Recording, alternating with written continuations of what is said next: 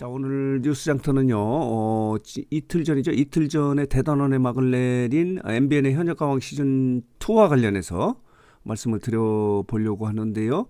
현역가왕에서는 지금 화면에 보이는 박서진이 우승자로 이제 결정이 됐고요. 그리고 2위는 진혜성이 차지했고, 3위는 애녹이 차지했고요. 4위는 이제 신승태가 차지하는 탑7이 결정이 됐고요. 그리고 아쉬운 탈락자는 환희와 그리고 김수찬하고 신유가 탈락을 했어요.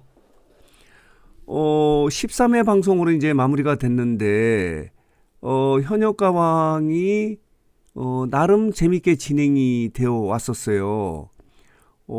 화제성 부분에서는 뭐 1위를 차지하지 않았습니까? 굿데이터 코퍼레이션이 조사한 검색어 중심으로 한 화제성 부분에서 이제 현역가왕이 1위를 차지했고, 그리고 한국기업평판연구소가 이제 매달 한 차례씩 발표하는 대한민국 예능 중에서 재밌는 예능의 순위에서는 미스터트롯 시즌3 이후에 2위를 했었어요.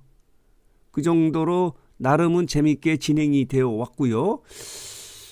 뉴스장터가 설문조사를 한번 한 적이 있었거든요. 내가 좋아하는 예능은 미스터트롯 시즌3와 현역가왕 시즌2 중에서 어느 것이 더 좋아하는 예능이냐라는 이 설문조사를 했더니 현역가왕이 더 재밌고 좋았다가 44%, 미스터트롯 시즌3가 29%였었어요. 이런 상황으로 재밌게 진행되어 온 것이 이제 현역가왕인데, 오늘 말씀드리고 싶은 것은요, 여기 보면요, 이렇습니다. 이렇게 대장전이 마무리가 된 거예요. 128일.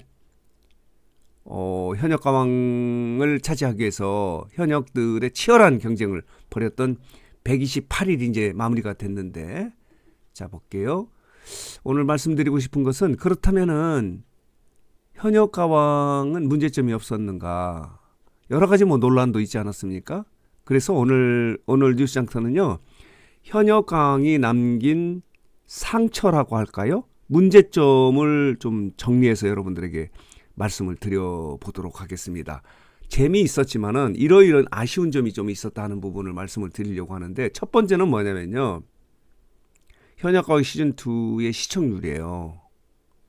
시청률이요, 자, 보도록 하겠습니다. 이렇게 끝나지 않았습니까?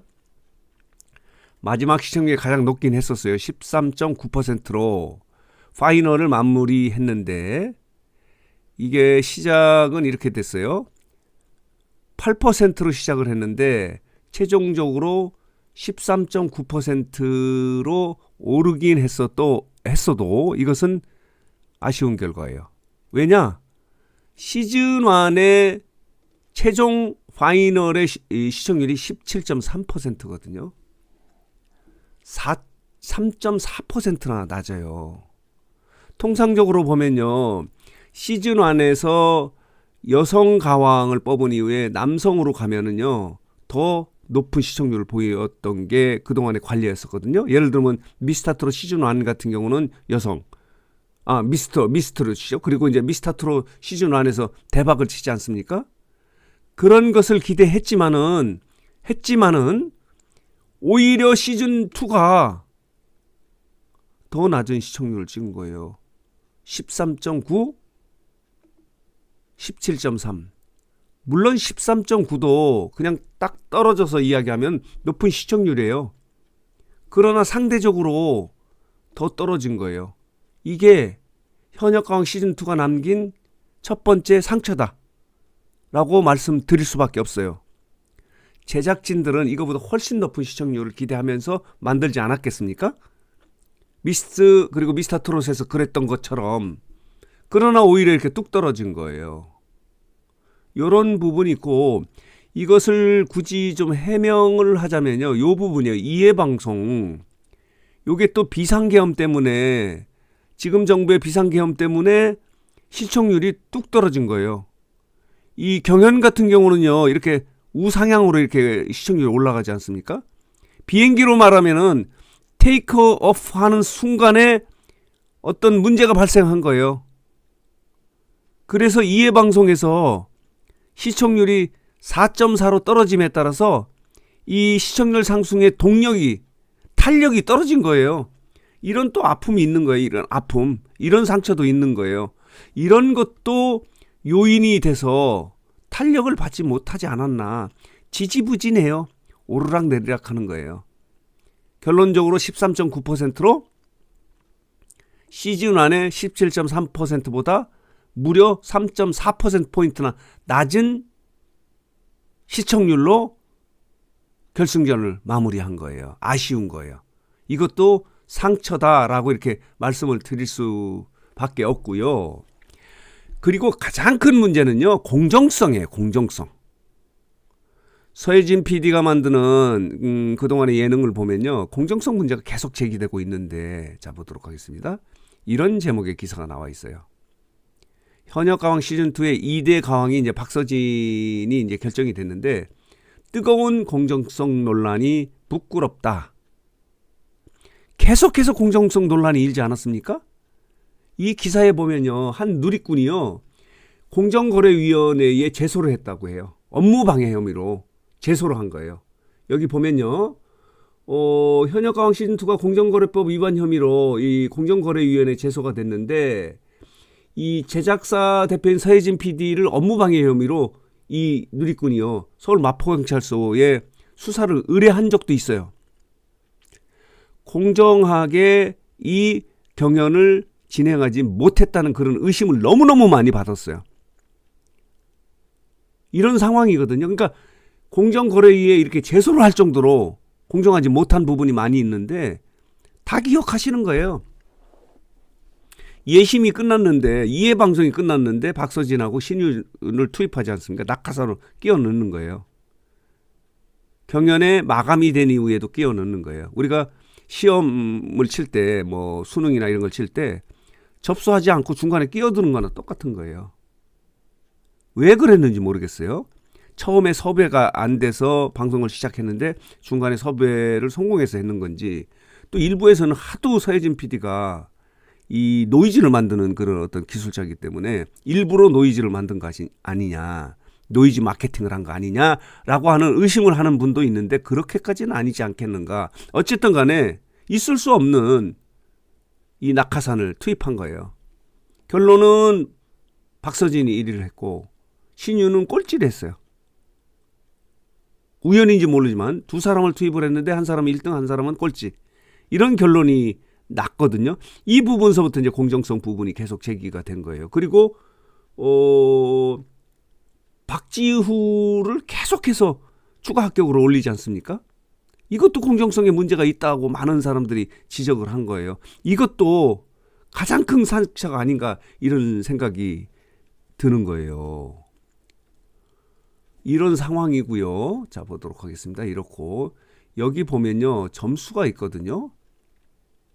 최종적으로 이런 점수가 됐는데, 여기 보면요, 이 실시간 문자 투표가 발표되기 전에 생방송으로 진행됐을 때 에녹이 1위를 하고 2위가 최수호예요.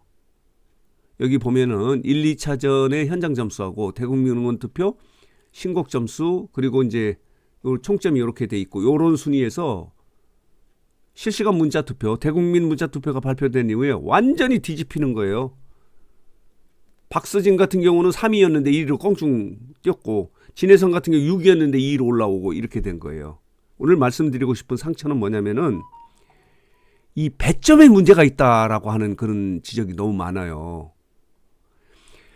이 대중 가수는 대중의 인기를 먹고 사는 건 맞아요. 대중적 인기가 굉장히 중요하긴 하지만 이 경연에서 이렇게 이 대국민 문자 투표 여론을 너무 반영한 거예요. 예를 들면 대국민 응원 투표가 10%, 그리고 음원 점수가 또 6%, 56%를 반영하지 않습니까? 그러면은 이 무대에 대한 관심이 없어지는 거예요. 그러니까 이 실력에 의한 그런 어떤 순위보다는 이미 현역이기 때문에 팬덤이 결정돼 있는 거예요. 시작하기 전에 그러니까 말하자면은 이렇게 이 국민 여론을 너무 많이 반영을 해야지만 너무 반영을 하면은, 만약에 현역 가수 같은 경우는 팬덤 순위가 결정이 되는 거예요. 그런 결론이 이번에 이 결승전에서 최종 라운드의 순위 결정에서 나타난 거예요. 이것도 좀 상처 중에 하나다.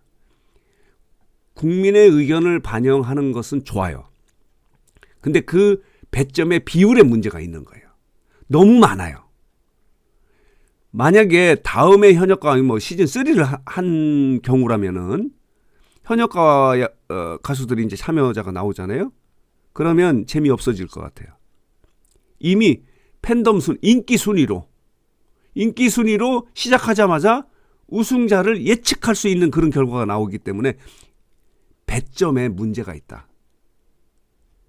이 대국민 응원 투표나 대국민 문자 투표나 그리고 뭐 신곡 점수 뭐 이런 것들을 반영하는 거는 맞다고 봐요. 대중 가수이기 때문에 대중의 인기가 중요하거든요. 그러나 경연이기 때문에 경영은 또 다른 측면이 있지 않습니까? 노래 실력이라든가 무대 매너라든가 뭐 이런 것들을 종합적으로 해서 최고의 가수왕을 뽑겠다는 그런 취지, 경연의 취지하고는 또 맞지 않는다는 그런 점이 있어요. 오히려 새로운 현역을 발굴한다는 그런 측면에서는 오히려 이 배점에 문제가 있었다. 배점에도 상처가 있었다. 대국민 문자투표의 비율이 너무 높았다. 응원투표나 그리고 신곡 점수에도 문제가 있었다라는 그런 점이 있었고요. 또 하나는 뭐냐면요. 이것도 공정성과 관련되는 건데 대국민 응원투표에 여기 보면 김준수가 2위를 하거든요. 여기 보면요. 1위는 박서진에서 500점이고 30점씩 차이가 나기 때문에 2위에서 470점으로 대국민 응원투표에서는 김준수가 2위를 차지했는데 김준수 같은 경우는 처음에는 이게 이 10위 안에 7위 안에도 못 들어왔었어요. 근데 마지막 3번 8, 9, 10인가요? 2위, 3위, 2위 해서 이제 이 김준수가 전체적으로 대국민 응원투표에서 2위를 했는데 저쪽에 가면 문자투표 실시간 문자투표를 가면요 7인가 8위예요. 그러니까 앞뒤가 맞지 않는 그런 비율이 비슷하거든요. 대국민 응원투표나 문자투표 같은 게 이 박서진 같이 이렇게 높은 사람이 높을 가능성이 있는데도 불구하고 김준수 같은 경우는 이게 이상하다는 거예요. 이런 부분도 공정성 부분에 이제 논란이 일고 있는 이런 상황이다. 이렇게 말씀을 드릴 수 있어서 오늘 말씀드리고 싶은 것은요. 자, 현역가왕이 나름 재밌게 진행이 됐어요. 아까 말씀드린 대로 여기 여론 설문조사에 보면은 현역가왕이 나는 미스터트롯 시즌 3보다 더 재밌고 좋다라고 이런 설문조사 나오고요. 굿데이터 코퍼레이션에서 이제 검색어 중심의 화제성에서도 1위를 차지했고, 그리고 이 예능의 브랜드 평판 지수에서는 2위 미스터트롯 시즌 3에 이어서 2위를 차지할 정도로 재밌게 진행해온 것도 사실이고, 하지만 이 현역가왕이 남긴 상처는 과연 무엇일까? 라는 걸 정리해보면 시청률에 문제가 있고 공정성에 문제가 있고 배점에 문제가 있고 또 이 비상계엄이라는 그런 유탄을 맞아서 탄력을 좀 상실했던 점도 있었다 하는 것을 정리해서 여러분들에게 말씀을 드렸습니다.